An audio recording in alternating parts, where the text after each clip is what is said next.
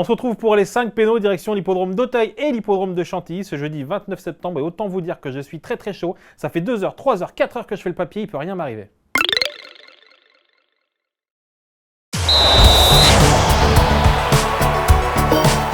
Et on commence par le 301 Speed Emile, un cheval qui vient de réaliser une véritable démonstration pour sa découverte du steeple à Auteuil. Le parcours est le même, c'est un cheval invaincu en obstacle, il a tout pour le rester. La dernière fois c'était une rentrée, il a vraiment très bien gagné, je ne vois pas ce qui peut lui arriver. La cote sera basse, mais je pense qu'il va gagner. Cote un petit peu plus spéculative avec le 704 Cali Dancer qui va aussi faire sa rentrée.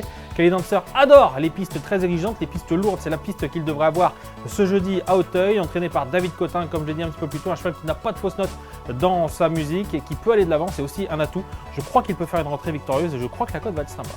Pour en finir avec Auteuil, j'aime beaucoup le 805, il est français, qui a changé de casaque, qui a changé donc de propriétaire. Il défend la même casaque qu'un certain Santini, qui est bien connu en Angleterre. Non, ce n'est pas Jacques Santini, mais plutôt Santini qui a gagné plusieurs groupes, et notamment un groupe 1 du côté de Liverpool. Il est français. Alors c'est un cheval qui a réussi ses débuts sur les obstacles en mars dernier. Il a réalisé une véritable démonstration. Je crois que sa rentrée peut être victorieuse. Je pense que c'est un cheval de tous mes plans et j'ai hâte de le voir.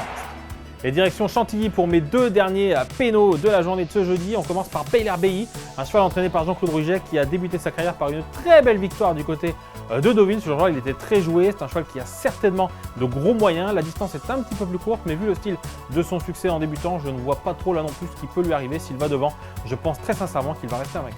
Et enfin, j'aime beaucoup Mysterious Love, déjà parce que j'aime beaucoup l'entraînement de David Menusier, un entraîneur français installé en Angleterre qui vient en France seulement à bon escient. Mysterious Love a débuté sa carrière en France en terminant 4e. Ce jour-là, elle a montré qu'elle avait besoin en tout cas de cette épreuve pour monter en condition.